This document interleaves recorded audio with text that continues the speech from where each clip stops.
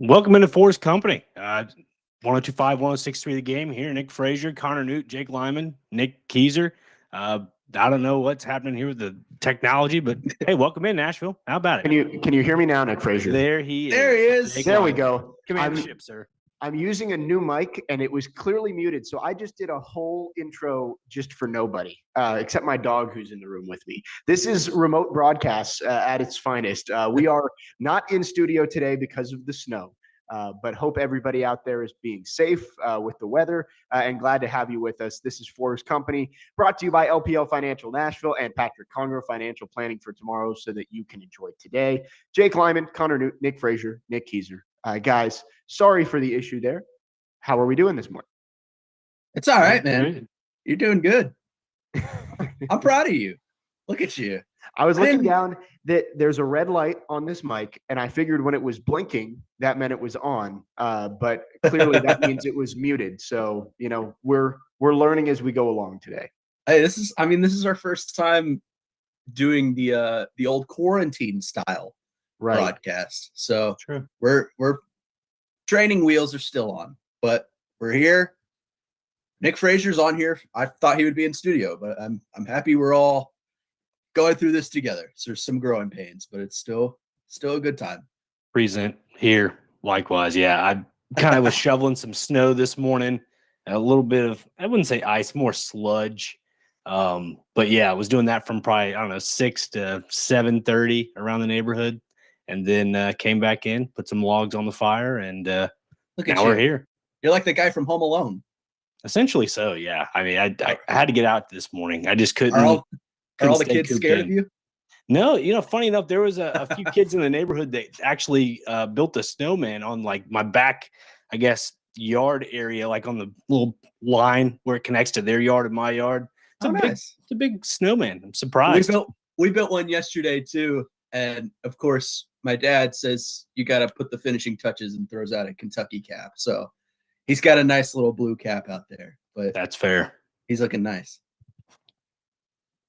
Well, should be a fun one today. Again, we are remote. Nick Keyser is at the Busy Bee Plumbing, Heating, and Air Conditioning Game Nashville Studios, home of the $99 yearly Beehive membership, where the buzz is always about great service. Mr. Keyser, how are you this morning? Yeah, good morning, fellas. Glad to be here with you. I've been here rocking and rolling since good. I want to say 5:30-ish this morning was when I rolled in. So roads are doing pretty well. I'm glad everyone's traveling safely out there. Shout out to the Metro services getting their jobs done very effectively as compared to previous years. This has been one of the best times getting around in the snow so far. So yeah, just kind of thriving and going throughout my weekend pretty well so far.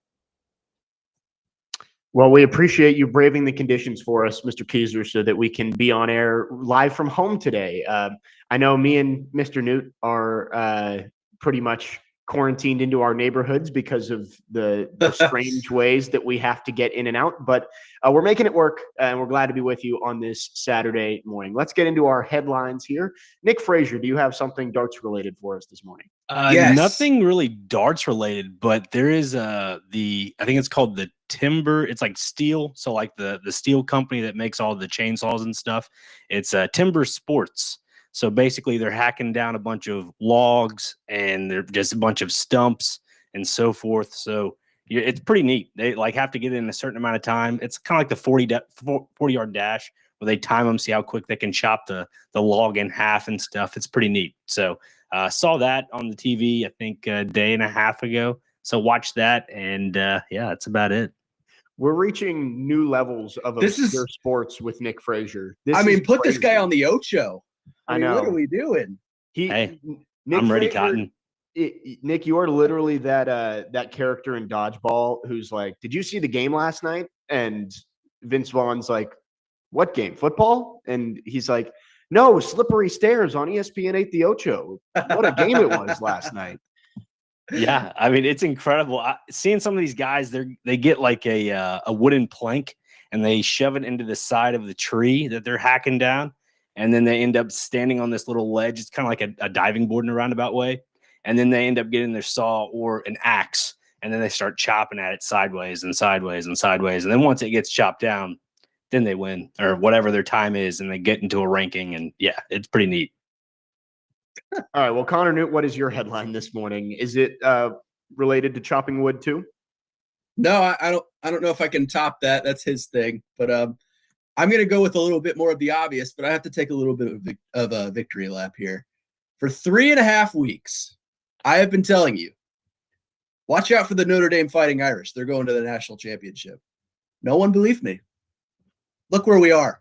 Marcus Freeman and the Notre Dame Fighting Irish are headed to the national championship. Obviously, they will take down, or they will take on Ohio State. I'm not sure if they can take them down, but they'll take on Ohio State after last night's Cotton Bowl, which was also a solid game. But I mean, Thursday night's game, solid, just a great game.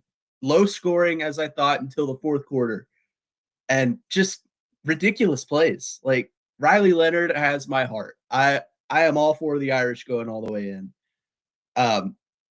Just fun stuff. Great story going on. Marcus Freeman making it about the team, not himself. And James Franklin falls to 0-12 in his last 12 games against a top 5 team. Not great. Not great for Jimmy Frank, but I think we say this multiple times on the show, especially Jake Wallman. James Franklin's next big win against the big team will be his first one. And he's continuing to prove us right. But yeah, that's my headline. Just kind of the college football national championship headed in. And should we say it together, Frazier? Newt knows ball. Newt does know ball. The last couple days watching college football, I'm just like, my gut has not been A1 lately, but Connor Newt's gut has been just following his heart, watching ball. Newt knows ball. Well, your senses are declined right now, so mine are heightened. They level out. So exactly. I'll know ball for the two of us for the time being, until you get back on your feet. Thank you. Well, Notre Dame, they got by big game James in the semifinals, and now they'll face Ohio State in the national championship in about a week and a half. We'll get into that a little bit later on in the show. We're also going to get into some NFL playoffs, but I will quickly go to my headline. Shout out to the Arizona Cardinals. I know with the wildfires and the terrible situation out there in LA, the NFL decided they had to move the playoff game from Monday night between the Vikings and Rams out to Glendale, and the Cardinals sent 2 of their planes out there to pick up, I believe, the entire team.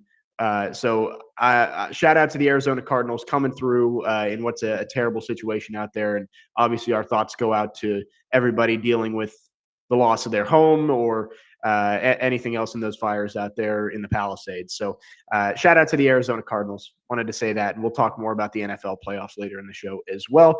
Nick Keyser, round us out with your headline this morning. Yeah, absolutely. So I saw this. It's been a while since any baseball's been talked about, but I don't know if you guys caught this. I saw Bleacher Report tweeted this out. Yeah. MLB, they banned the 2 Yankee fans who grabbed Mookie Betts' wrist during the World Series. So he got his justice. These 2 fellows were not welcome in any other stadiums, per the New York Post. Good. Yeah, that's the right thing.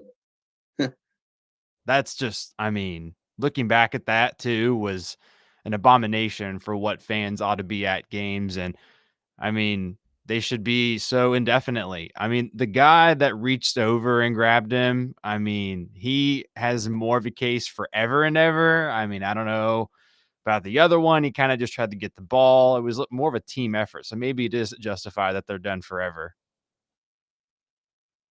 Yeah, I think if you interfere in the field of play, you know the consequences that are going to come your way. You should be banned at that point, especially in a game that big. You cannot grab a player's arm. I agree with it. I think they should be banned. Again, if you are willing to reach your hand out into the field of play and impact the game, you know what's coming your way. You're going to get banned, and I think the MLB did the right thing here. But yeah, 100%.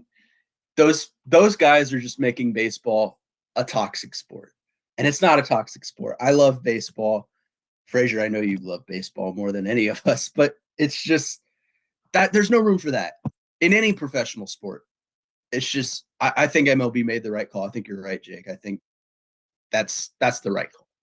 Yeah, and also too, like if you look at the whole situation in the MLB, there was probably a decent chance that Rob Manfred was just going to put a slap on the wrist for this, maybe like a couple months type thing after the World Series. But you're right. Everybody's right here. They'd made the right decision. I think MLB needs to start cracking down on stuff like this.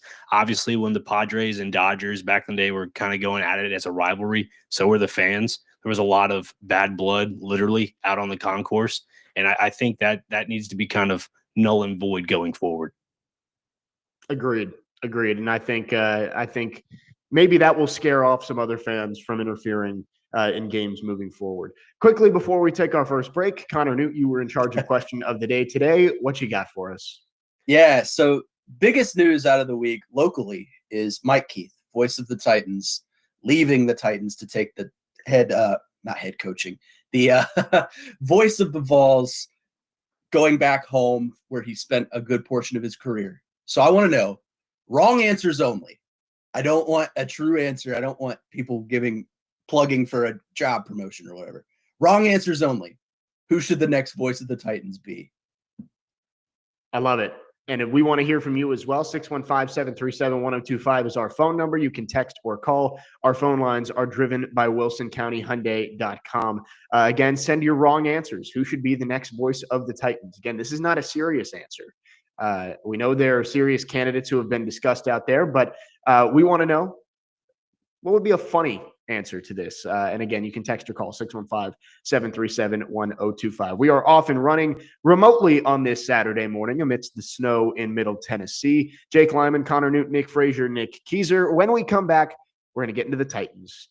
A big week for the Titans in a lot of different ways. The Titans grabbing the number 1 draft pick with help from the Patriots on Sunday, and Rand Carthon fired as the Titans GM. We'll get into all that coming up next. 4's Company here on this Saturday morning, 102.5, 106.3 The Game.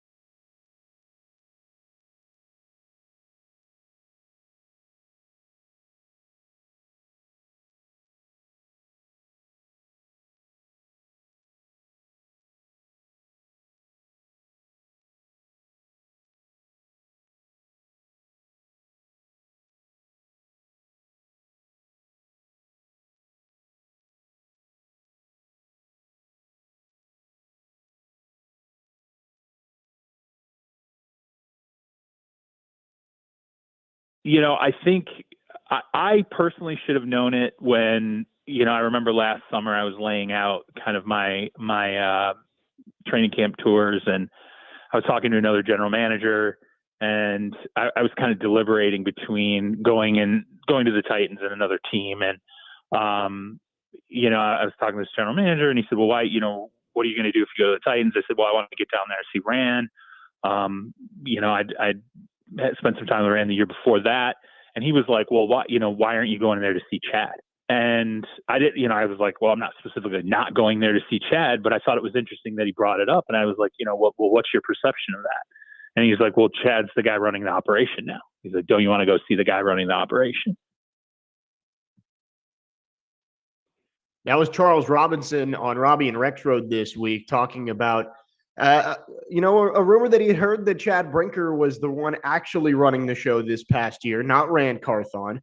Now that has been made clear. Ran Carthon is out the door, and Chad Brinker has been put fully in charge of the football operation. 4's company here on this Saturday morning. Jake Lyman, Connor Newt, Nick Frazier, Nick Keyser alongside you. Guys, I think we kind of knew there were changes that were going to happen with the Titans after the season. You go 3-14, you're the worst team in football. Typically, it doesn't end with everybody keeping their job. But Ran Carthon is the one who gets the boot. And now Chad Brinker, he has final say on roster decisions and will break ties between Brian Callahan and the new general manager. Thoughts on this development and the decision from Amy Adams Strunk to not clean house, but kind of for the third straight year, pick a fall guy to take it and get fired after a tough season? Honestly, listen, if I'm a GM in this league, if I want to get a GM job, I would take the Titans job. If I don't care about my reputation, I'd take the Titans job 100% due to the fact Amy Adams Strunk gives basically anybody she hires a 4-year extension before she fires them. So to me, that's a severance package. I'll go sit around and do whatever and call it a day. And people will be like, oh, man, this guy's doing a good job. Yeah, man, Amy, you should extend the guy. Give me a 4-year severance package, Amy. I'm okay with that. I'm fine with whatever you got for me. Bring it on. But as for the whole situation, in all seriousness, I think it's just not right. It's kind of like dirty hands. That's what it feels like. Like, I don't want to say mafia-esque, but it's not right. It doesn't settle well with my stomach. As for Chad Brinker, being the guy, the number one guy, kind of choosing who's going to be the next GM, for me, obviously it's going to be a buddy system. And like we've talked about it before with Mike Vrabel, when he brought in guys to his staff, they were all of his buddies. I mean, you look at Brian Callahan, all the guys he hired on were his buddies. Obviously, you want some familiarity with coaching staffs and front offices, but you don't want to hire your buddies in the NFL, because then that's what's going to get you fired again. And nonetheless, Chad Brinker should be fired if this thing blows up in his face. Yeah, at least now we know who's running the show. Last year, I know there were all these stories. I think Diana Rossini had a story that came out saying that Chad Brinker was really the one running the show. And, I know Jared was big on the actual verbiage of president versus vice president in Ran Carthon. Although I don't believe that's always true, that just because your title has president in it means you're higher than a title with vice president. You can be vice president of the entire company, but then president of marketing might be below that in terms of the actual hierarchy of a business. But now we know that officially Chad Brinker is going to be the guy in charge of all football decisions. And I mean, Nick, you mentioned it. You want to take this job because you get that 4-year extension. There's no better job out there than being a fired football coach or GM. But maybe it's Southern hospitality that Amy has. I don't know. Maybe that's the way she does business. Oh, you know what? You've done a great job. Here's 4 years and you're out the door. Thanks, bud. Appreciate it. You don't have to work, and I'm going to pay you like you're one of the most important people in our organization for the next 4 years. But is this general manager job really all that intriguing to candidates when I know the NFL has come out and said that it is the lead football executive in the organization, but is that really true? Is this guy going to be the one who's sending the card in at the draft and the guy negotiating trades for the Titans? I don't think so. And I don't know how that's going to look and how appetizing this job is going to look to potential candidates over the next couple of weeks. Yeah. Well, sorry, I dropped off there a little bit. Something went wrong with the power here. I'm not sure what it was. But anyways, I'm assuming you were saying Chad Brinker is a lying, backstabbing snake. Is that where we were going? That was not my exact words. No, I did not say that. But well, we were saying how Chad Brinker is now the man in charge of football operations. Is this an attractive GM opening when you're really not going to be the guy making the decisions? No. If I am a potential general manager candidate for the Tennessee Titans, I am this job looking at it and going, hell to the no. Why would I ever want to have the label of general manager put on me when I don't make general manager decisions?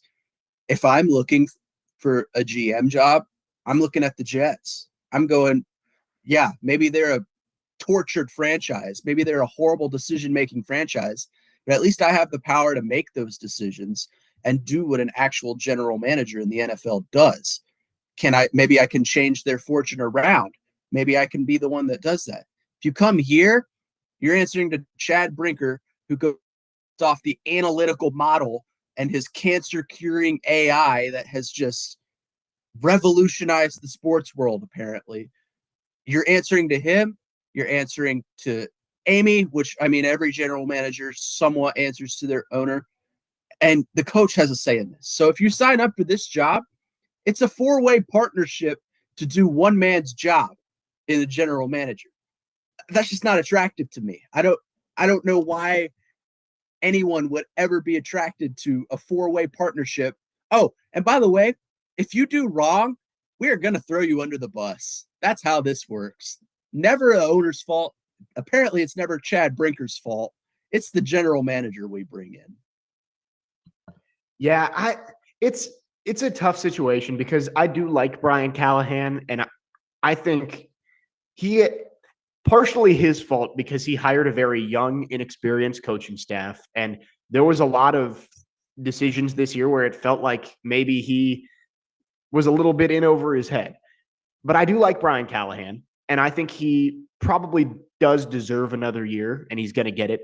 But I really think the best decision would have been to clean house. And I know that's been said by a lot of people on this station, but you have the number 1 overall pick. It just feels like the perfect opportunity to reset this franchise and bring in new people who if there's even a 98% chance that you don't trust these guys with the number 1 overall pick, you gotta fire them. Or you know what I'm saying? If there's a 2% chance that you don't trust them with this pick, you gotta fire them because, and we're gonna get into this, I think this is the most important offseason maybe since the Titans moved to Nashville, in terms of, are you going to turn this thing around, or are you going to go back to 10 straight years of missing the playoffs like you did from 2008 to 2018? You got to get this offseason right. And right now, I don't know if the guys making the decisions are the right people to be in charge of this organization. It's fair. I mean, you're not wrong. My only issue is it almost feels like the Ken Wisenhunt era for me, because you end up going off of one GM and you hire a head coach that ends up getting canned the following year after he was there. It was like, what, I think third or fourth week. Is that right?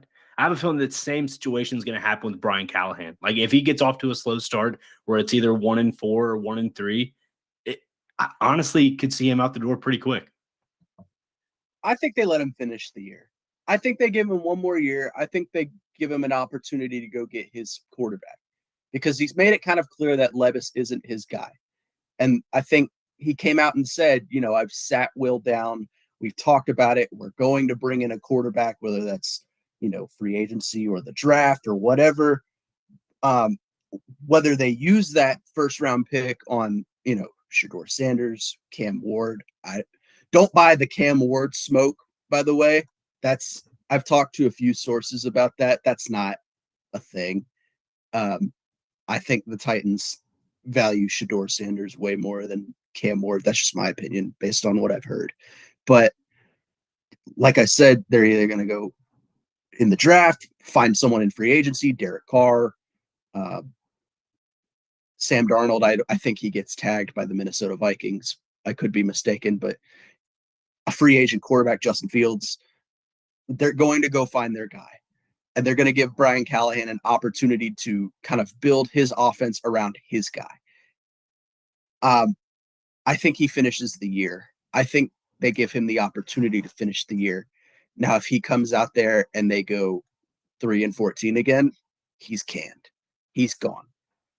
Chad Brinker will make sure of that. Don't worry, because he's just a genius football mind that we should all look up to and know he's an authority figure here in Tennessee. But Nick, I think they let him finish the year. I think they're kind of putting a lot of trust into Brian Callahan being the guy that, he's a Ran Carthon hire, but being the guy that Ran Carthon thought he could be. So I think he finishes the year. I could be wrong. That's fair. I don't know. My gut, I'm trying to get back on track here, Connor. My gut's telling me, somebody can bookmark this. By the trade deadline of next year, if the Titans are not in a playoff position, I think he's gone. Do you fire Brian and make Bill the interim head coach? Oh my God. That'd be awesome. That'd be crazy. He's the only coach on staff with head coaching experience currently. So maybe 615-737-1025 is our phone number. A texter on our text line driven by WilsonCountyHyundai.com says the new GM will find talent and scouts, just has to get a final yes or no from Tinker Brinker. Yes, I understand that the GM, most of his daily activities are going to be what a typical GM does. But most GMs don't have to get the final yes or no from someone who's not the owner. So that's the difference with the Titans job versus any others. Dustin from Hopkinsville is looking at possibly Shedeur Sanders coming to Nashville. He says, if I can get it to load, maybe it's not satire if we draft him. I'm not against it. But I think we need a larger-than-life personality to put Amy in her place. I think the Titans need a larger-than-life personality to sell seats in that new stadium, which I think could be a big reason why Shedeur Sanders ends up being the pick.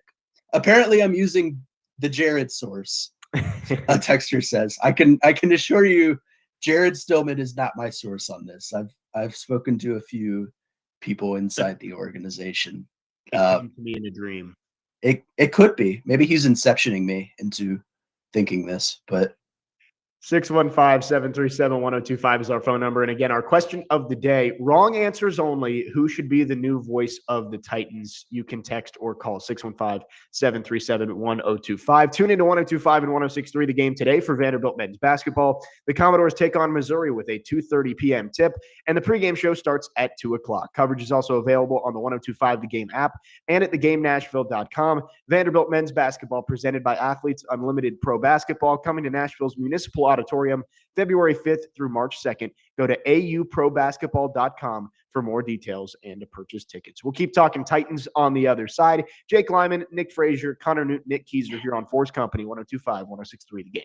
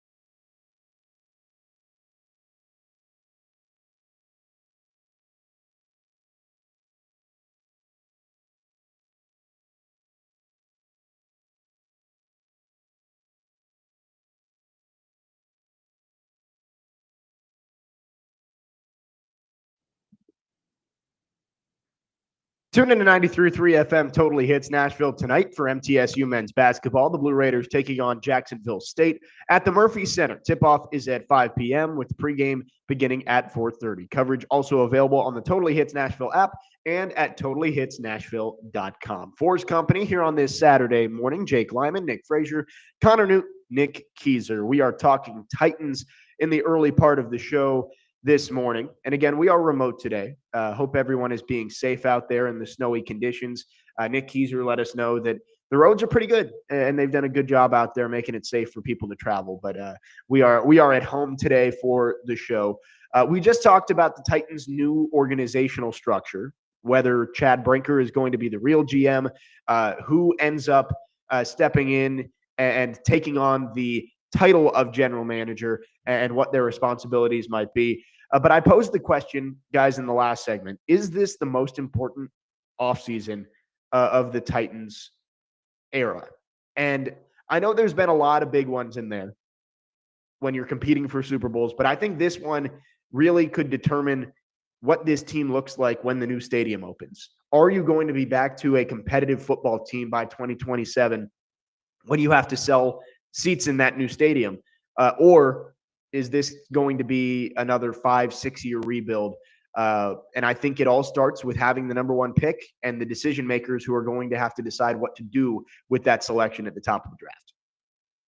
Yeah, I mean, if it's either Reggie McKenzie or the Sullivan guy from Green Bay, one of those two, if they're the GM with a job title, my only concern would be if it's, coming down to, like you mentioned, with the draft pick, having the number one overall, it's going to come down to if they're going to be good draft picks. Like, obviously, you got time will only tell, but that's my only concern is if it ends up plateauing after year two, that's where I would start to be concerned about this franchise. If it's just going to be a bottom of the barrel for the next 10 years, that's where my stance is. And my only concern right now primarily is the draft. And if they can't figure it out this year, because I mean, I think we're all on the same boat with this. Trade the pick back, acquire more picks, because if you don't, then you're really going to put yourself behind the eight ball, in my opinion. And it, like to your point, Jake, like asking about where this team would be if this is the most important offseason. I think it is. I think it is the most important offseason within the last probably 5 years. My concern is obviously this team right now is not up to par with what they're trying to sell, the new stadium. Is Amy Adams Strunk concerned with putting this team through the new stadium or just having a new stadium in general?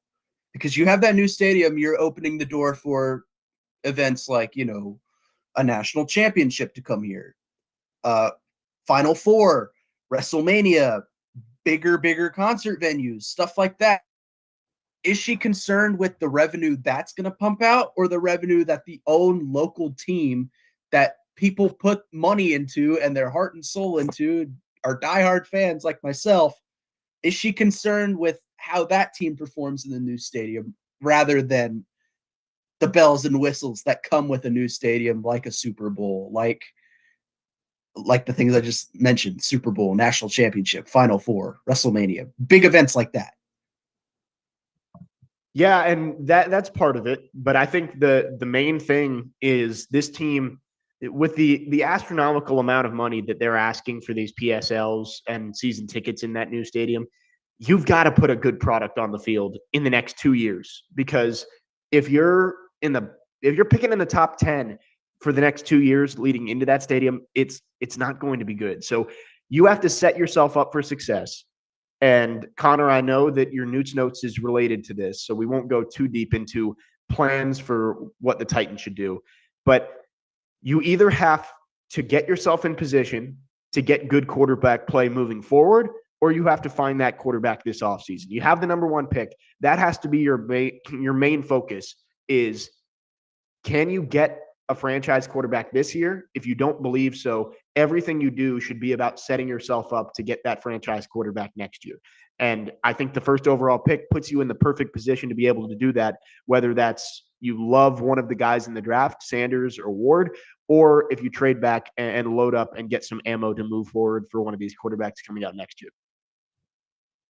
Yeah, I mean, I'm looking right now at just pinpointing in my brain here. Reggie Jackson, not Reggie Jackson, excuse me, wrong guy. Reggie McKenzie, excuse me. Looking at when he was over in Oakland or now Las Vegas, when he was there from 2012 to 2016, a lot of their draft picks were roughly in the top 15. I think all the years he was there except for one. One of them was like the 24th overall pick. But like that, back to my original point earlier of like, if you're going to get a GM that's going to be putting a product out there and it's just not enough, you're always going to be picking in the top 15 every year. That's the Titans DNA. They stick in the mucky middle. They're okay with that.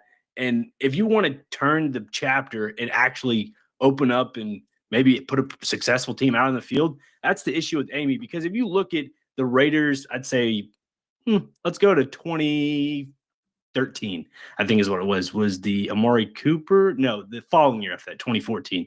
Amari Cooper, Khalil Mack, those were top, picks in that draft or those two drafts where he was top 5, top 4, all the above. Then you have the issue of holding on to those guys. The Titans have had the history of not holding on to A.J. Brown, getting him away in a trade. You've had issues.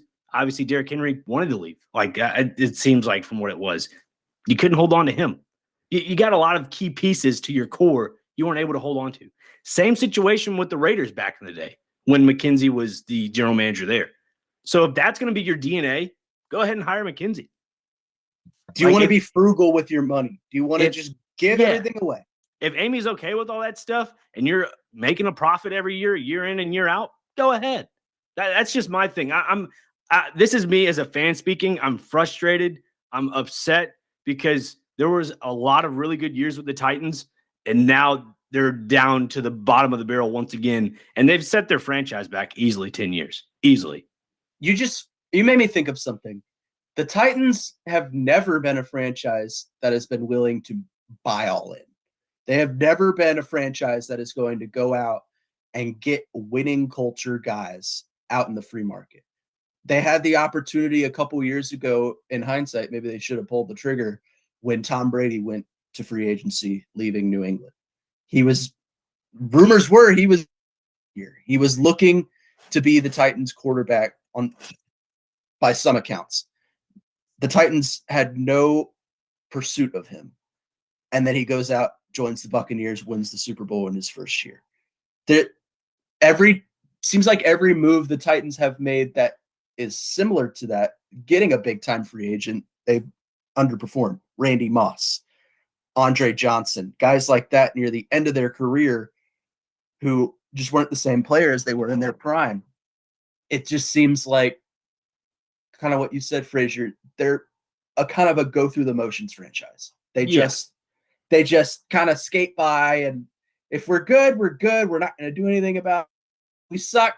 Well, we'll use those picks, or probably use them wrong, but we'll use them.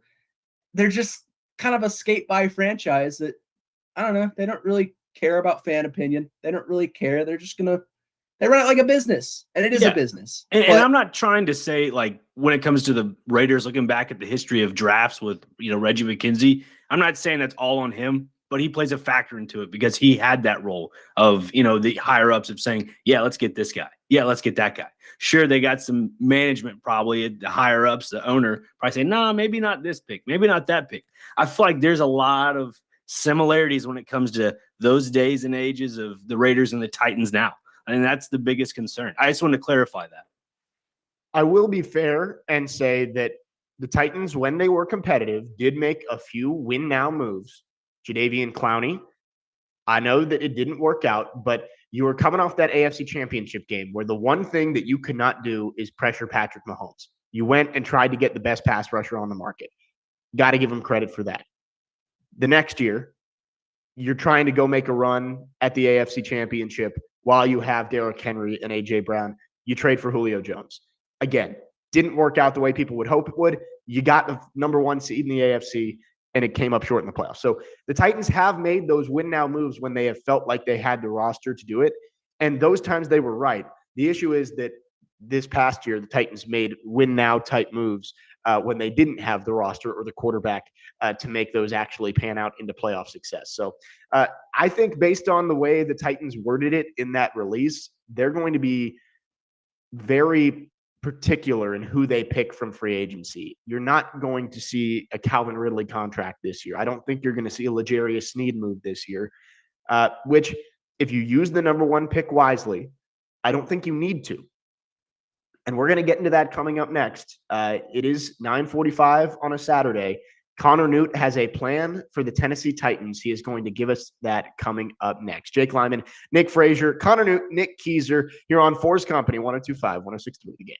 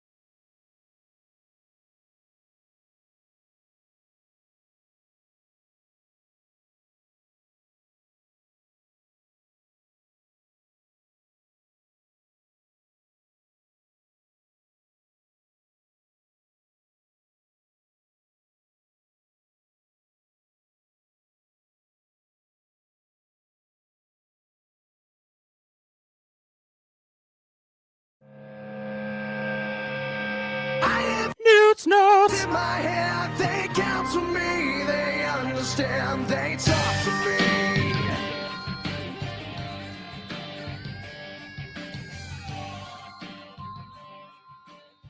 You hear the music. It's time for Newt's Notes here on 4's Company, 102.5, 106.3 The Game. Jake Lyman, Nick Frazier, Nick Keyser, and Connor Newt. It is your time, Connor. I know you've got big plans, and we're going to let you get to them right now. I have big plans. I'm going to fix this franchise right now. The Tennessee Titans obviously have the number one pick. And I think we talked about this earlier. Trade down. But who exactly do you trade down with? There is one team I have in mind, and that's the New York Giants. Trade down to number 3. Now, I'll tell you why. Because there are 2 players I'm looking at that I think are franchise changing that fill kind of a hole you need on this team. Watching the Penn State game the other day, Abdul Carter.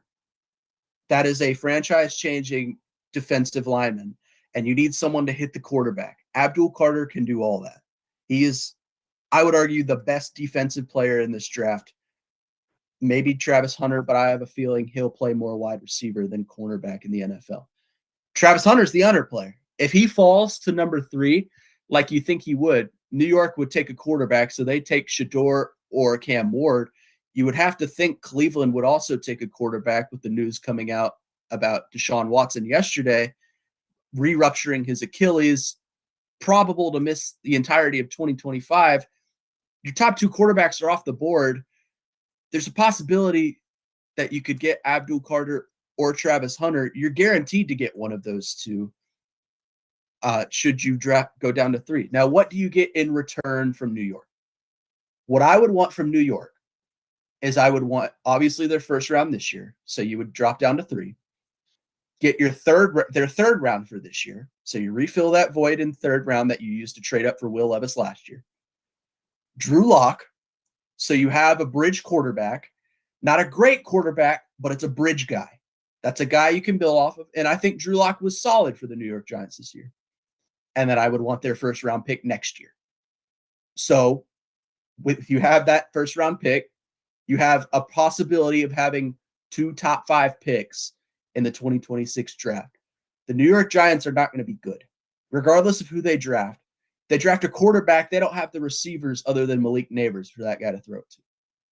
So that's saying there may be a slight improvement. They may win 5 games instead of 3, but you still have the opportunity for a top 5, if not top 10 draft pick. Counting your own, you're not going to be good next year either.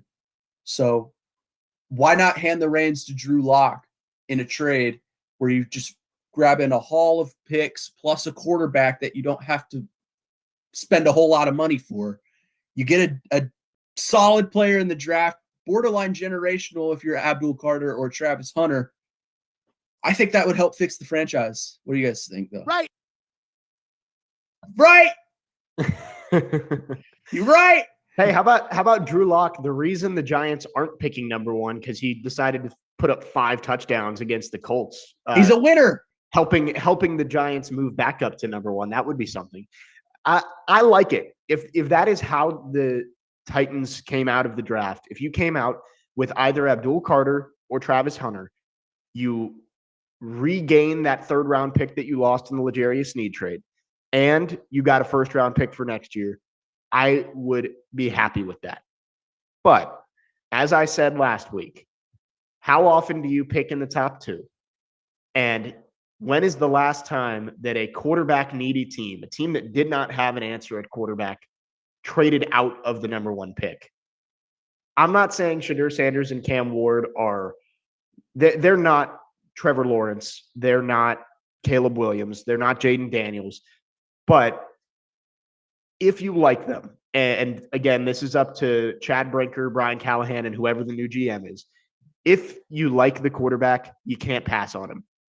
And, I won't go full Jared here, but I have dove into the film room a little bit this week.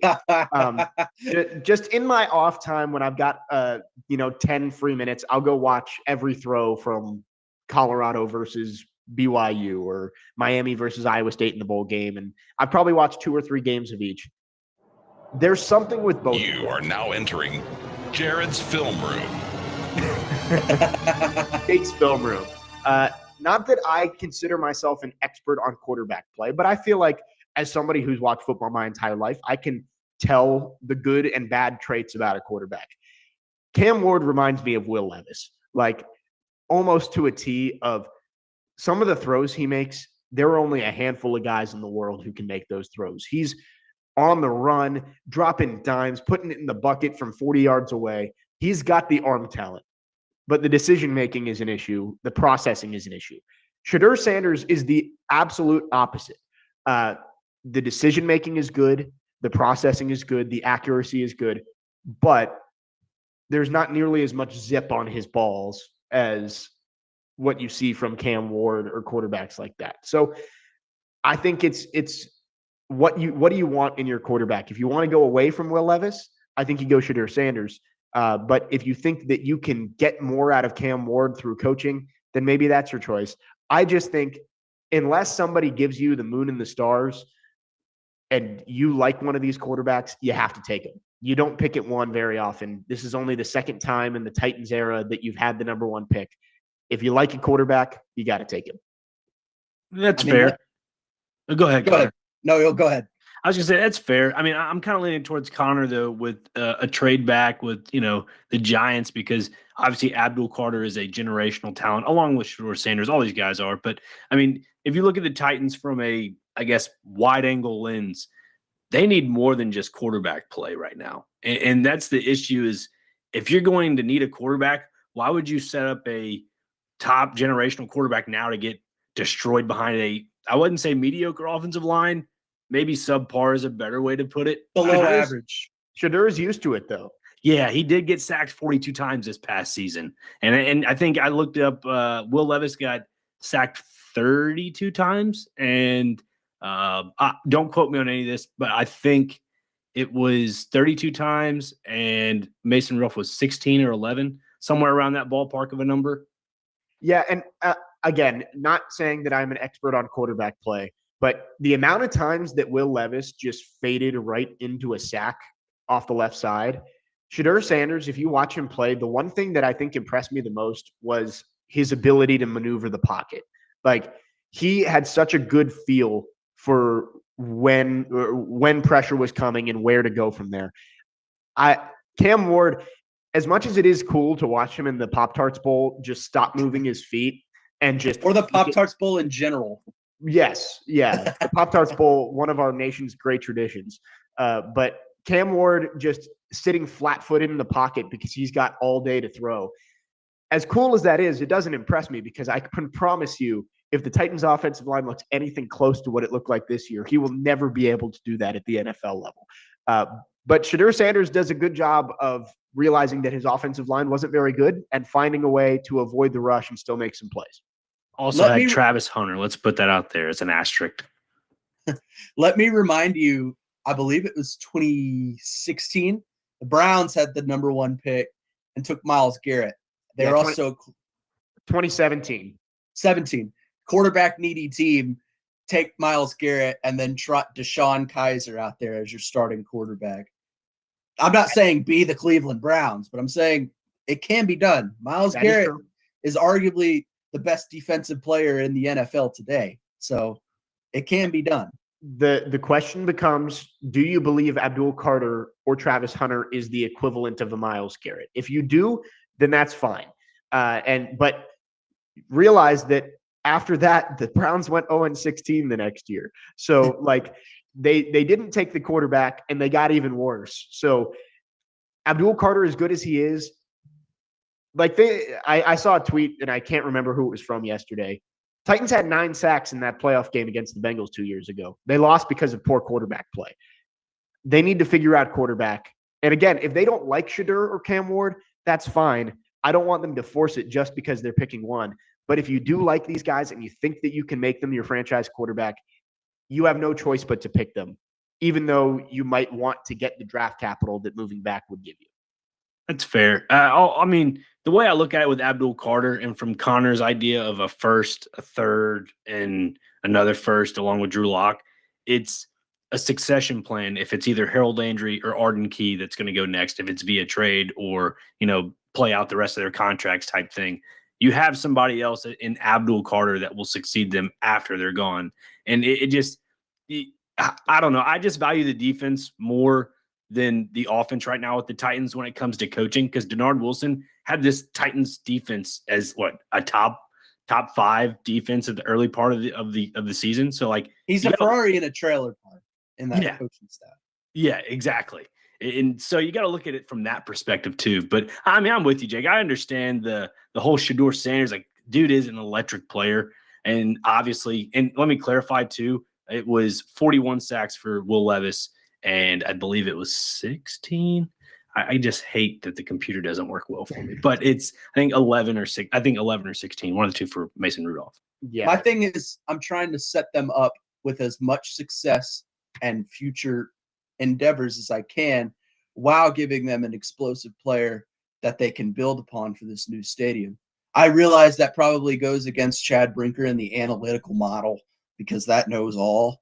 But I mean, sorry for using some subjective football knowledge. I'm not a computer, but I think in trading down, you are setting yourself up for the best possible scenario for the years to come, given that you've, as Nick Frazier said, set your franchise back years by the offseason moves you made this year. Yeah. I mean, I like the idea, Connor, and I do think that trading down might be the best thing for the long-term future of this franchise. but you got a lot of guys who, with the way Miss Amy has been firing people, they're fighting for their job this year and they need to improve. I think trading back means you're going to take a step back again next year, or at least stay the same. Quarterback might be able to turn it around, just like we saw with the Commanders this year. 615-737-1025 is our phone number. That wraps up hour number 1 here on the program. Plenty of Titans talk in the first hour. When we come back, we're going to get into our question of the day. Connor Newt wants to know wrong answers only. So again, these are not serious answers. Who should be in the booth replacing Mike Keith for the Titans next year? We'll get into that next, along with the college football playoff and some NFL playoff games as well. That's coming up next in hour number 2. 4's Company, 102.5, 106.3 The Game.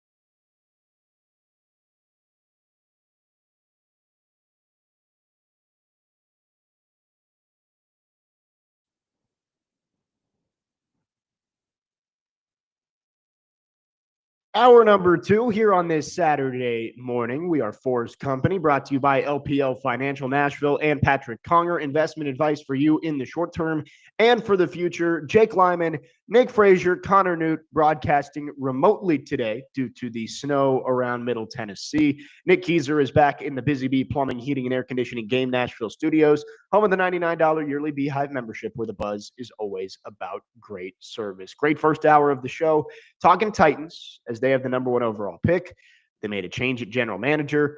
And we will finish up with the Titans with our question of the day. Some of the big news this week, Mike Keith going back to his alma mater at Tennessee and leaves an opening in the Titans radio booth. Connor Newt wants to know, wrong answers only, who should be the next voice of the Titans? I'm going to start with some of the text line because there are some pretty good ones. One texter says Deion Sanders calls the game while Shedeur runs the offense. I'm not sure Deion would go for that, but it's not a bad idea. Yeah, there's some great ones. A lot of wrestling love in the text line too, which I love. Dustin from Hopkinsville with a couple of them. Joe Biden. He'll have some time opening up at some point soon, so maybe I wonder why. Shane Gillis, I think, is my favorite one that he put in there. I think that would be hilarious. Shane Gillis just doing a live comedy show during the Titans games every single Sunday. That would be hilarious. Just ripping on him the entire game. Can you Depending imagine? on how they're doing, for sure. Ric Flair got a few votes in there. You mentioned the wrestling. Every time Shedeur is sacked, we get a woo. That wouldn't be bad. Mike in Lebanon says, put Chad and Amy in the broadcast booth and they can pat each other on the back throughout the entire broadcast. Let them collaborate. They can collaborate in the broadcast booth. So some great answers on our text line there. You can text as well, 615-737-1025. One texter, this might be a serious answer. Larry from Columbia says Eli Gold, who was back doing the Nashville Cats games last year. So who knows? Maybe he would be around too. Nick Frazier, wrong answers only. Who do you think should be the next voice of the Titans? First thing that came to mind was Bob Uecker when he was in the movie Major League. That was hilarious. Bob That Uecker. would be good. Just have somebody drinking on the job. That's exactly what the Titans need right now. Just a bit outside.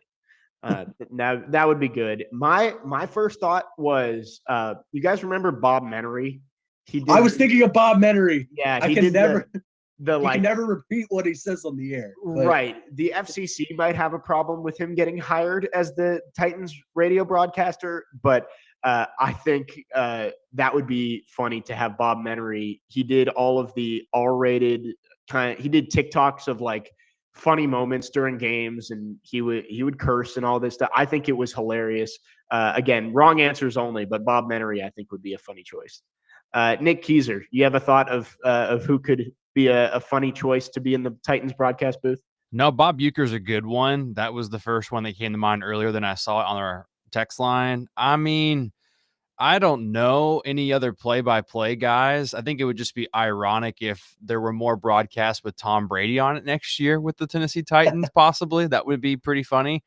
I mean, he did have his kids check out schools here. You know, we mentioned that last hour. But, I mean, part of me was teasing Max about it the other day, but I don't know about that one. So, hey, scars. Guys, what you thinking? Well, real quick, I have a little bit of breaking news. Pete Weber just followed me on Twitter. Wow, that's impressive. An honor. It's an honor. It took a little bit, but we finally got it. How funny would it be if Dwayne "The Rock" Johnson was in the Titans booth, just cutting all his old promos and stuff? It just for the Titans score. If you smell what the Titans are cooking, Probably not. Probably not. But I mean, he could chap it up with the other broadcast booth when they start talking trash about the Titans. You know your role and shut your mouth, you jabronis. I think that would be hilarious. There was another one in the text line that you guys may not understand, but Gunner, my buddy, said Jerry the King Lawler. He was the old back in like the early 90s and early 2000s on Monday Night Raw. It was him and Jim Ross, and he's the one you hear in the old wrestling clips, like the high-pitched screaming guy. That's him. He's hilarious. So I think he would be really funny in the booth too. Lots of good options. If it was The Rock, the Titans would definitely win in a fight against any other radio booth across the National Football League. We have Eric on our phone line, driven by WilsonCountyHyundai.com, who has an idea for a replacement. Eric, go ahead. Guys, I think y'all will get a hilarious kick out of this. What about Frank Caliendo? He would do John Madden first, then he would do Liam Neeson, then he would do Charles Barkley. I mean, he would just have everybody cracking up if he would just break out an impersonation on every different play, just doing the impersonation of somebody. I think that would be hilarious.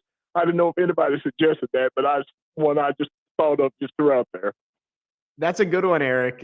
You could pretty much have anybody you wanted in the broadcast booth with all the impressions that Frank Caliendo can do.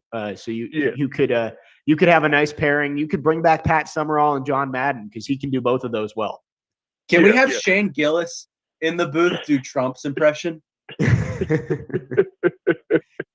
That's what the Titans need to do. Just get two impressionists, and every game they pretend to be somebody else in the broadcast booth. That would be pretty funny. Well, thank you for the call, Eric. Another texter on our phone line, driven by WilsonCountyHyundai.com, says Jared Stillman and Paul Kaharski. That might be one of the most entertaining broadcasts that you could possibly have. I have a friend on my personal text line say Kamala Harris can unburden us from what has been as a Titans announcer. That'd be good too. Yeah, lots of great answers. We'll continue to take them on our text lines, driven by WilsonCountyHyundai.com. If you have any more thoughts on, again, wrong answers only, who should be the next voice of the Titans? Lots of funny ones, and that was a great question of the day, Connor. I feel like we got some good ones, and we'll continue to check in on those throughout the rest of the show. We have 75% off everything right now at thegamenashville.com/deals. That's right. All Nashville's best deals are marked down lower than ever. Go to thegamenashville.com/deals for 75% off for Bad Axe Throwing, Soar Adventure Park, Fog Street Lawn Club, and more. Everything's got to go, so you better go fast to thegamenashville.com/deals while supplies last. We will take a quick break. When we come back, we're going to get into the college football playoff. Thriller last night down the stretch in the Cotton Bowl as Ohio State beat Texas. 2 nights ago, Notre Dame coming back to beat Penn State in advance to the national championship game. We'll recap those games. We'll also look ahead to the national championship. That is coming up next. Jake Lyman, Nick Frazier, Connor Newton, Nick Keyser, 4's Company here on this Saturday morning, 102.5, 106.3 The Game.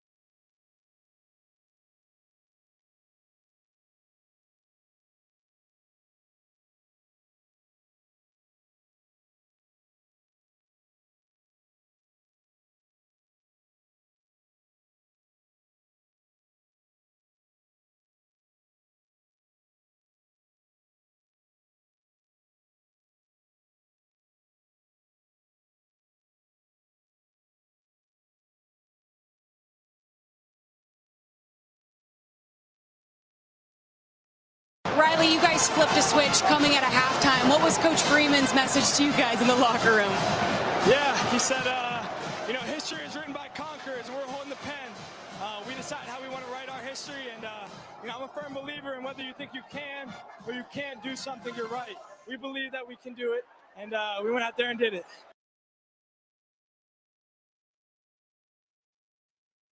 Notre Dame quarterback Riley Leonard, after the Fighting Irish advanced to the national championship on Thursday night, beating Penn State, and the Irish will take on Ohio State, the 7 and 8 seeds, playing for the national championship next Monday, January the 20th. This is 4's Company, brought to you by LPL Financial Nashville and Patrick Conger. Jake Lyman, Nick Frazier, Nick Keyser, Connor Newt with you this morning. Glad to have you with us on a day where we are remote, but we're still having fun. Talked a lot of Titans in the first hour. Let's get into some college football. Connor, I know you already touched on it, but you called it the Fighting Irish. They've made their run through, beat Indiana, beat Georgia, although with a backup quarterback, as Carson Beck has now made the move to Miami officially yesterday. And then knocking off Penn State in the semifinals yesterday. They haven't shown well in the national championship over the last couple of tries, but an opportunity against Ohio State next week. Yeah. It's going to be a tough challenge.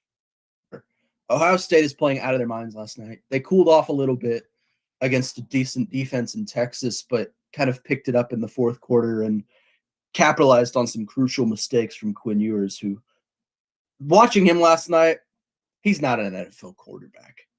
He's just not. He doesn't have what I would consider the it factor as an NFL quarterback. It's going to be tough for Notre Dame, going back to them, though, because they don't have that quarterback either. Riley isn't your typical quarterback. He takes off and runs. He's essentially a running back at quarterback. I just feel, as much as I've been on Notre Dame this playoffs, I just don't feel they can get it done. Their offense is too short and too slow to take down a defense like Ohio State. And I think Ohio State just simply outscores them. I don't think Notre Dame has the firepower to get into the end zone as much as Ohio State does. So I hate to say it, but I think Ohio State wins this one outright. I think they may win by, 17-20. I think it's going to be a blowout, but it's, as much as I'm proud of Notre Dame and more proud of myself for calling that one 3 weeks in advance, I think it's over for them. I think it's done. I mean, I'm right there with you. I think this Notre Dame team, it was a fun fairy tale, but I think it's going to have to end at the national championship. I mean, this Ohio State team, obviously, you got guys like Jeremiah Smith, but the running back duo they have, when Quinshon Judkins and Travion Henderson, those two, Travion Henderson, they're just incredible. The way that Chip Kelly's calling plays and able to open up the run game and drop them a few, screens here and there, like it's impressive. It's the right balance for Ohio State to go all the way. Yeah, I mean, there's a reason that this is the most talented team in the country. They spent $20 million on it, and they had the loss to Michigan, which I think came at a perfect time for them, and may have worked out in their favor because they didn't have to play in the Big Ten championship. You got a week off to reset, and they've come out and they've played great football for the last 3 weeks. Boat raced the undefeated #1 overall seed in Oregon. And then last night, Texas made it a game. They had fourth down close to the goal line with a chance to tie it late.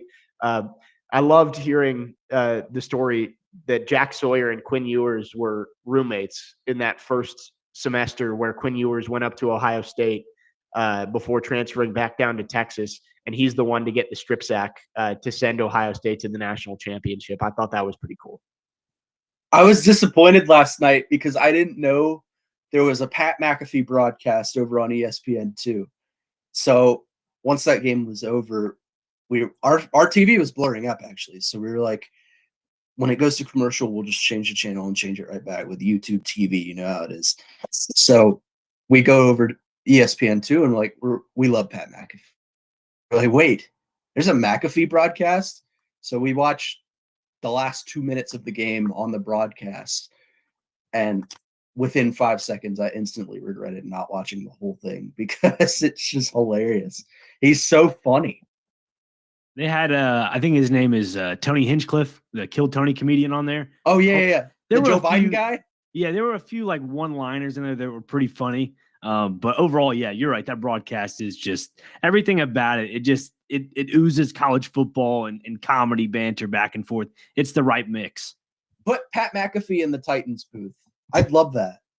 I don't think he would do that. He's too much of a Colts guy. Although he hasn't liked the Colts lately, but that's a different story. I do agree. I think the Pat McAfee, I think that's a good alt broadcast. Like, I think they're overdoing it a little bit. Like, the Manning cast had some success, so now it seems like everybody wants these alternate broadcasts that can just draw in new viewers. I think they're overdoing it a little bit, especially with all the animated stuff, like the Mickey Mouse one on Christmas and all that That's stuff. bad. But like, I think Pat McAfee is good because it gives different audiences different ways to watch a game like that. The more traditional people who don't want to hear Pat McAfee scream and make jokes the entire time, they can just watch the game like normal. But there is an audience for the Pat McAfee boisterous and loud and non-traditional way that he broadcasts games. So I think that is pretty cool, and I'm glad that ESPN has those options. Did you see they also have the radio calls? You can watch on the stream. You can go watch the game, and they have the radio calls from each team synced up, which I thought was pretty cool. Oh, that's awesome.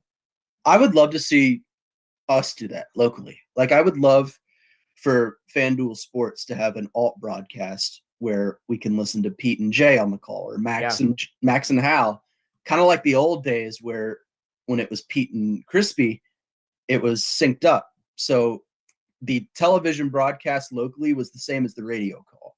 Yeah. It was just the same thing. I think we should bring that back. Yeah, just give another option. If everything's going to streaming anyway, really, I don't think it would be all that hard to just, run a line from the radio broadcast and just, have a different stream setup where you can listen to Pete and Jay or Max and Hal and watch the game from there. So that'd be cool. Before we get out of here, I know, Connor, you said you think it's Ohio State. Nick, you were kind of leaning the same way. Are we all on the Buckeyes here to pull it out over the Fighting Irish next week? Yeah, it's just it's a good tale, like Frazier said. It's just fun tale. Love Marcus Freeman, love Riley Leonard, love what that team stands for as a Catholic individual. I'll just say that. But I just think Ohio State has too much firepower. I think they take them down pretty handedly. Yeah, I think what the line opened up at 9.5 or something like that, at 10, something in that number. That kind of gives you a little telltale sign, like, yeah, this might get ugly by halftime. Or honestly, Notre Dame might give them a fight. They honestly might. And this game ends up coming down to a one possession type game at the end. And we had said when the bracket got released that whoever came out of that half of the bracket was going to win the national championship. It felt like that the entire way, especially when Georgia didn't have their starting quarterback. They were probably the biggest threat on the other side. So I think Notre Dame, they might be able to keep it somewhat close, but I think Ohio State's going to win it. What are Buckeyes fans going to do? A month ago, they were calling for Ryan Day's head, and now he's going to bring him a national championship. I think they're stuck in the mucky middle with him. I think this is an anomaly. How can you be stuck in the mucky middle when you're winning a national championship?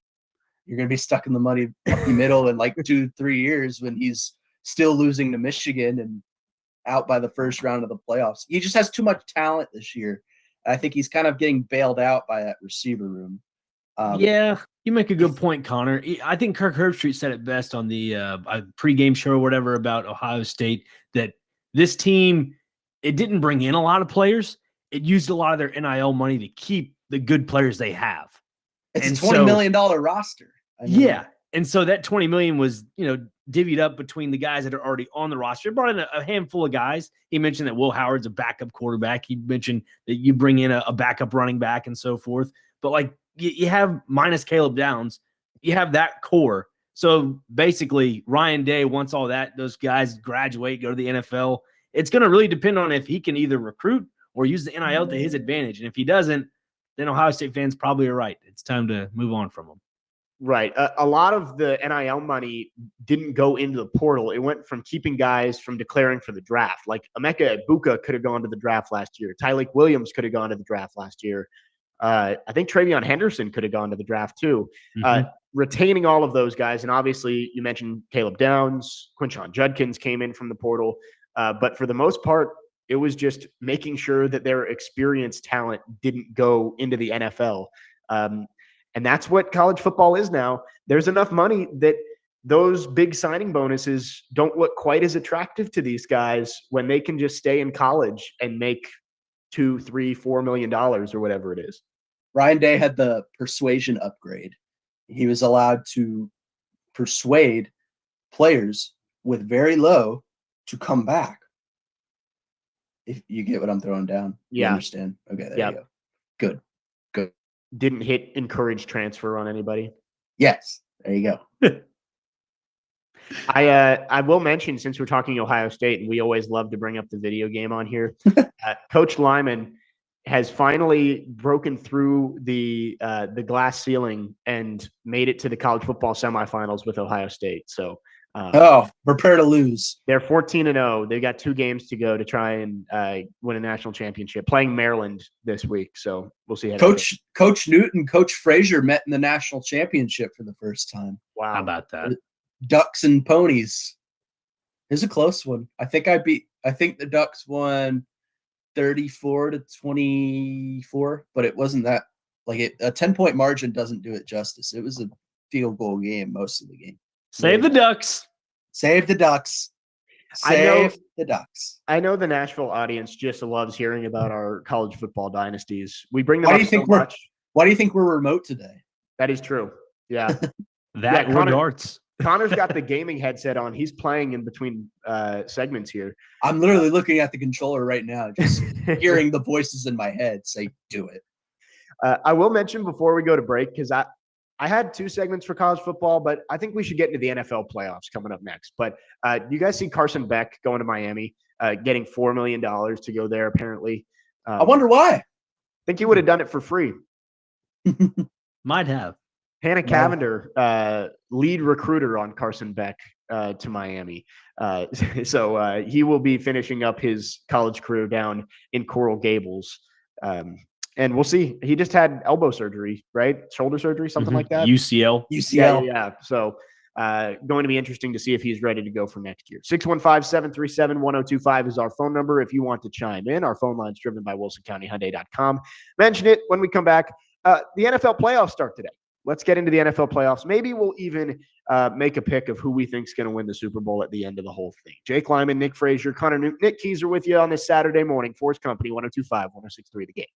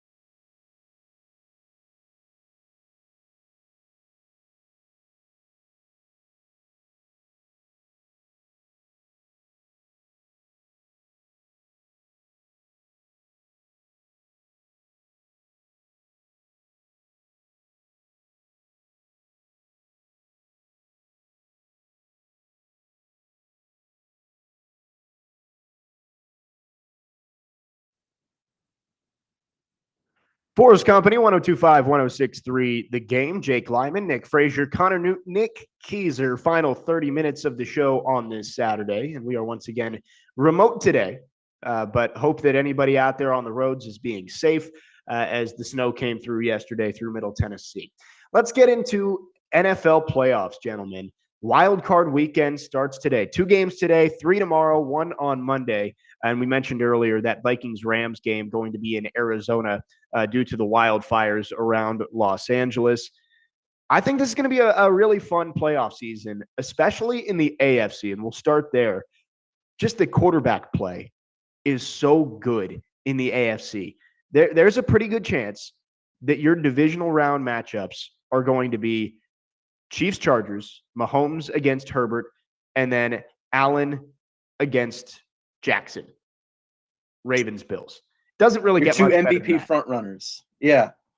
That Bills and Ravens, assuming that happens, maybe the most fun matchup of the entire playoff.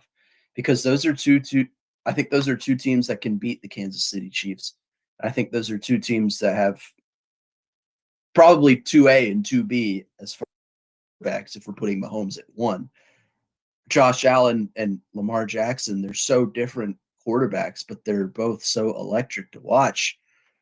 You're right. I mean, the AFC quarterback play is just going to be mind-blowing to watch, especially as Titans fans. We don't see that much. So it's going to be a fun playoff, I think.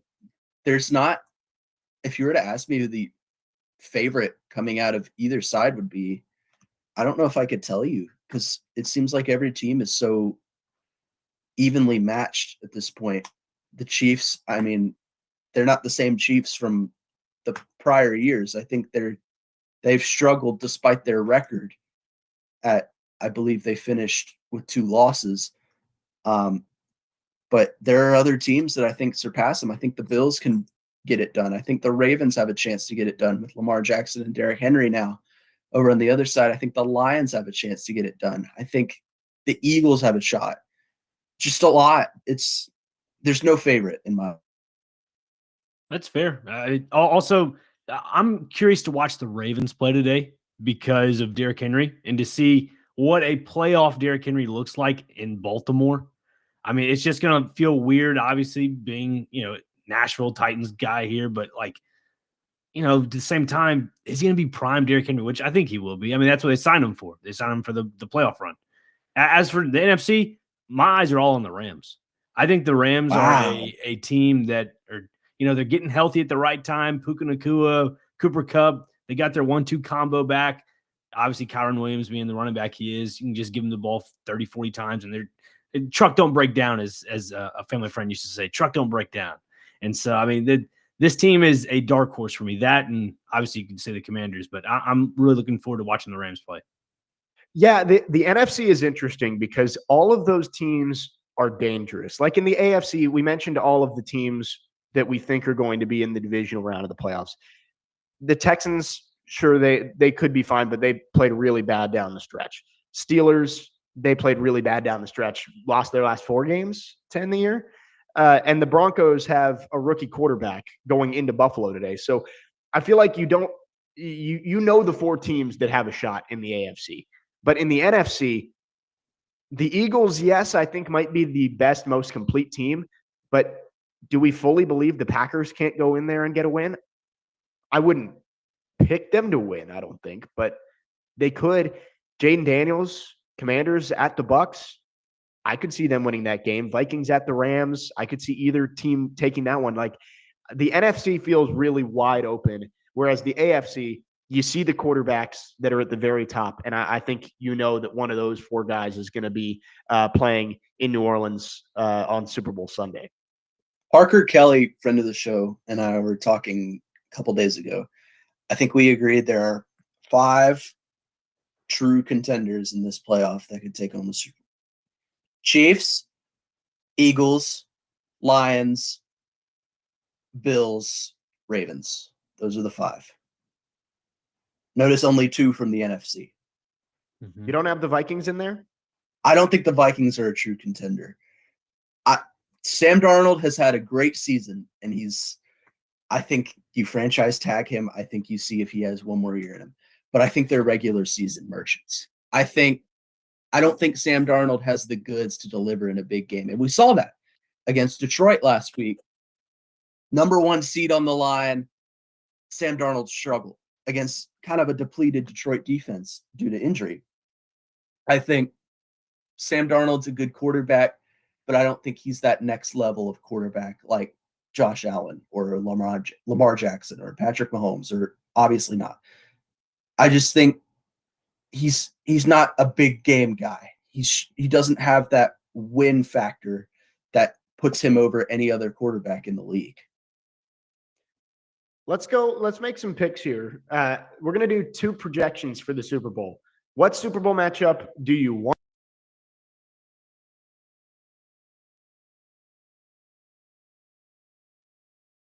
I would love to see Lions versus Chiefs. Obviously, the Bills took care of business in Detroit, taking down the Lions in the regular season, but would love to see the Chiefs versus the Lions. Just I want to make sure, just for my own sake, this Chiefs team that is 13-2, 14-2, that it's not a fluke.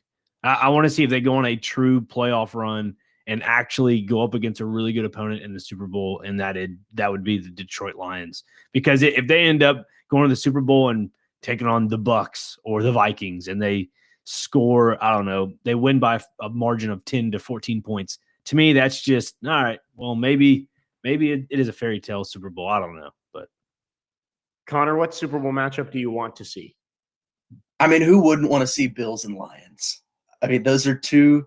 Lions have been a tortured franchise my entire life. They've been so bad until the last 2 years. And the Bills have been the same way. They've been good for a while. I wasn't around in the 90s when they went to 4 straight and lost all 4. But those are 2 teams that have never won a Super Bowl. So I think if you were to see those 2 teams in the Super Bowl, there would be kind of more of a competitive edge to both sides. I'm with you. I'm going to go a little different, though. Bills, Vikings, the 2 teams that are 0-4 in Super Bowls. Somebody finally gets a championship, and somebody goes to 0-5, which would be terrible. But all of those were a long time ago. I think it would be cool for those 2 fan bases to finally get back, and somebody's going to come out holding Lombardi for the first time. Nick Keiser, do you have a Super Bowl matchup that you would want to see? Ooh, that's tough. You catch me off guard here. I don't know. I mean, you guys have had a pretty good conversation surrounding who you would want to see in the playoff picture. I mean, let me pull up this bracket real quick, just so I can give you my best accurate guess of what I think it could be. I mean, I liked what Connor said about the Vikings. I disagreed that I think that they probably will get past the first round. I think it's going to be a thriller of a game. I think they get past the first round. Sure. Yeah. I don't think so. I think the Chiefs do get back in the Super Bowl. I really do. I mean, they were a ridiculously interesting team to watch during the regular season. So that'd be who comes out of the AFC. As far as an NFC pick for the Super Bowl, I mean, part of me really thought about Robbie's Packers just because they have a good quarterback in Jordan Love. However, they're going to be missing Christian Watson throughout the rest of the season with an ACL injury. So I don't think that happens. I don't know. Part of me really believes that the Eagles will get there. So I think it's going to be Eagles and Chiefs. Yeah, that's where I was going next. That is the Super Bowl matchup I think we're going to get. I think I can't pick against the Chiefs until they prove they're not going to do it. That defense is really good too. You know, the last AFC championship we had that didn't include Patrick Mahomes and the Chiefs? Titans Bengals? No, that was the divisional round. Oh, that's right. I don't know. Great question. It was Blake Bortles and the Jacksonville Jaguars taking on Tom Brady and the New England Patriots. That is the last time there was 2012? No, that was 17. 17?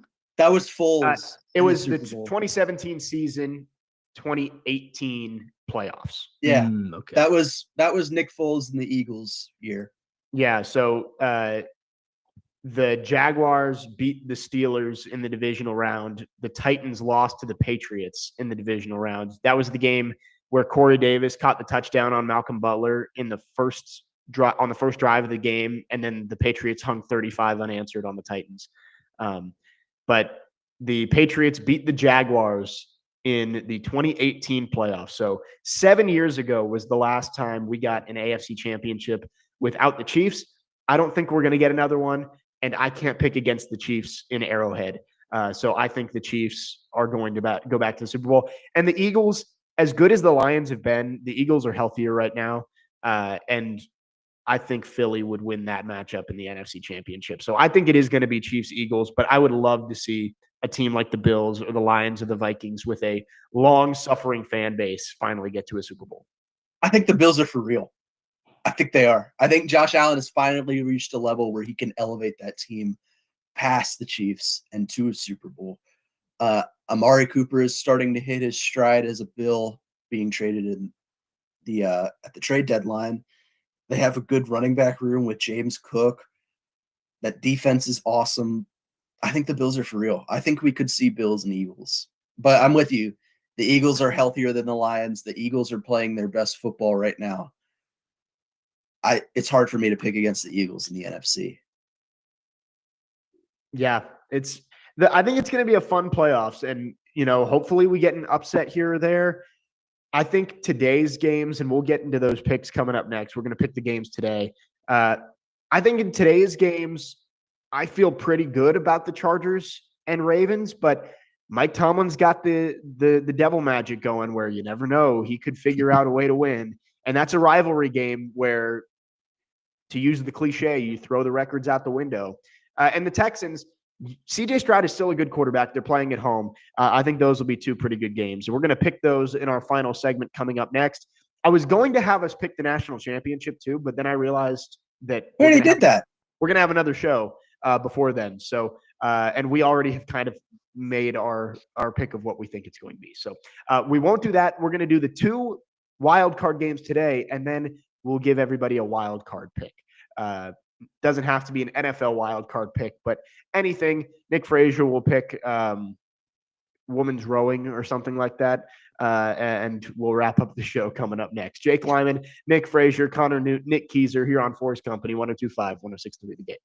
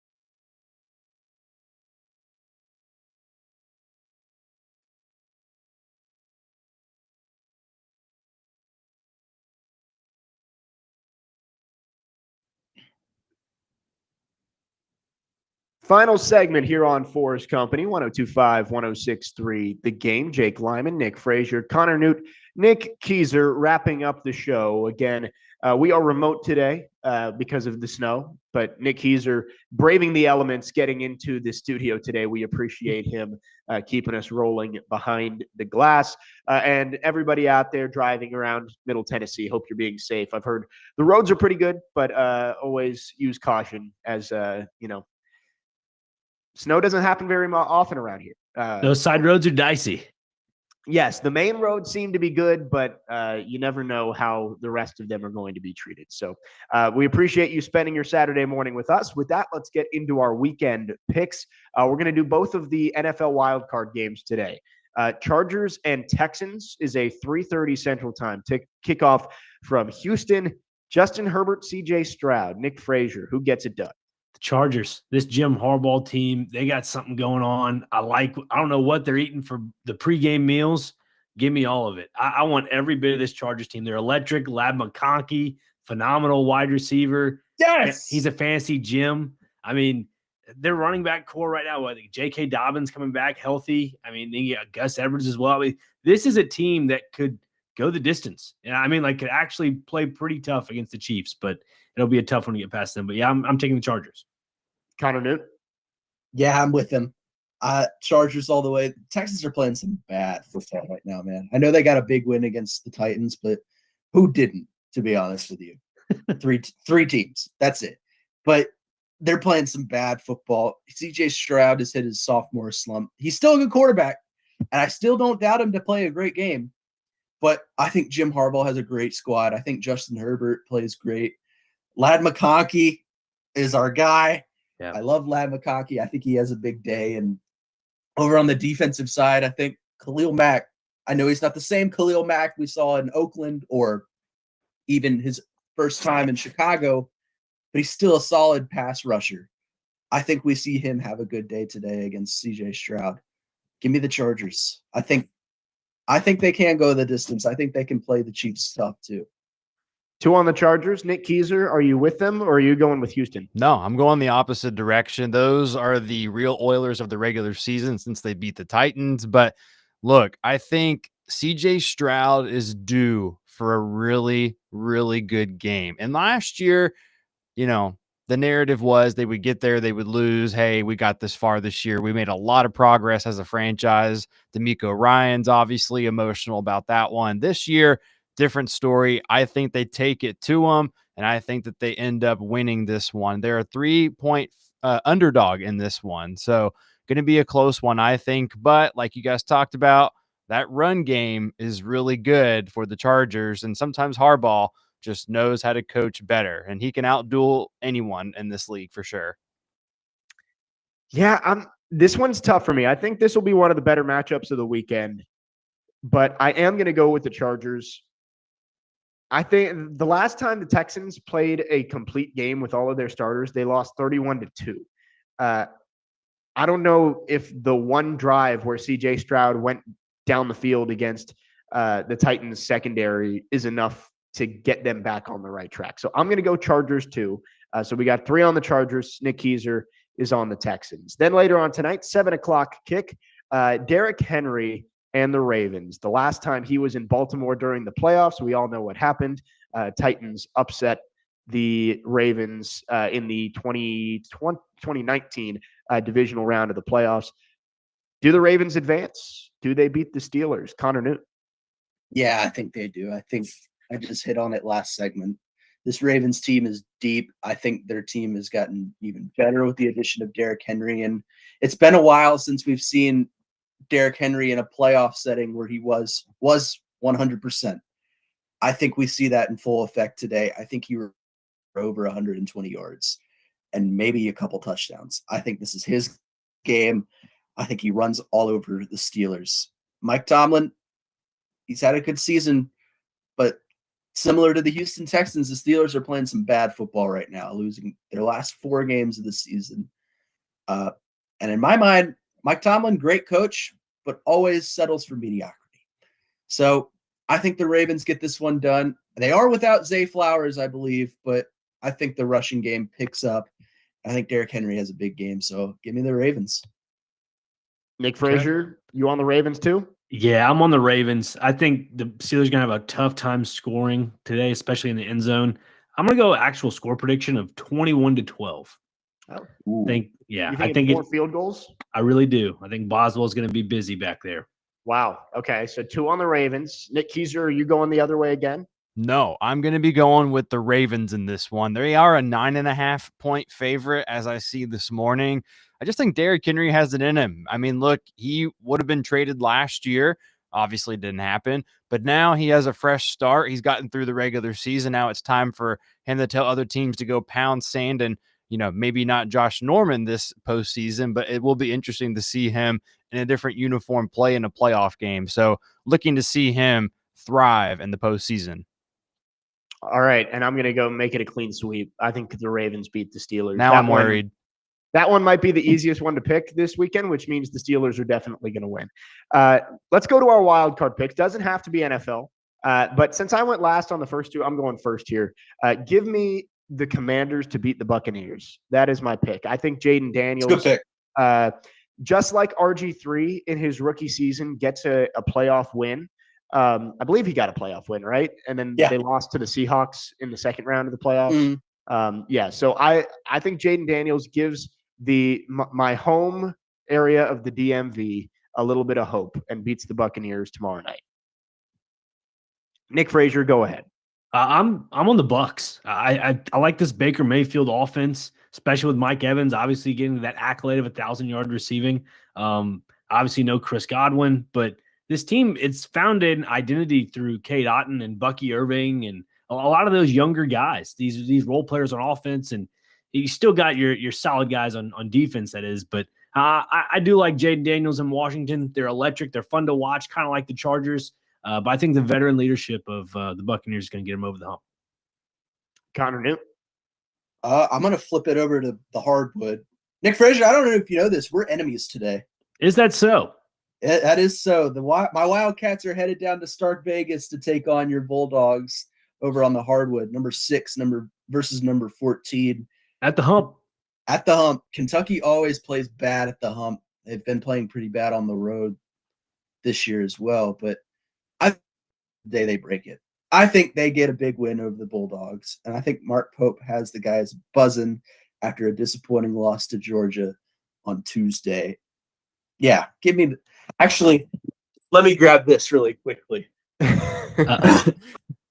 If you're watching the stream, you'll be able to see it. This is something that couldn't be done if we were in studio. Give me the Cats, baby. There we go. Oh, yeah.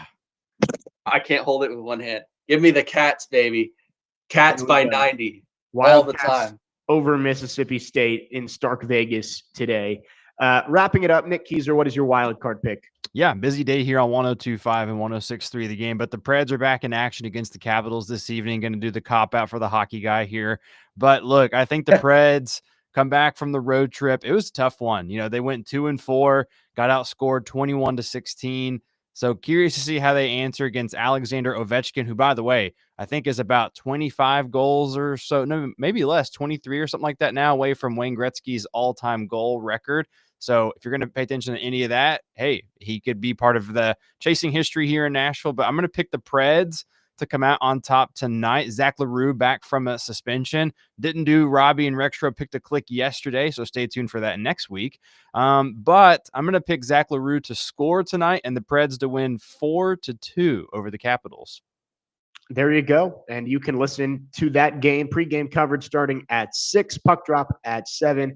Also, a reminder at 2:30, Vanderbilt men's basketball taking on Missouri on the road. So lots of great games across the Game Nashville Sports Network today. That'll do it for us here on 4's Company. For Nick Frazier, Connor Newt, Nick Keiser, I'm Jake Lyman. Thanks for tuning in. We'll talk to you next week here on 102.5 and 106.3 The Game.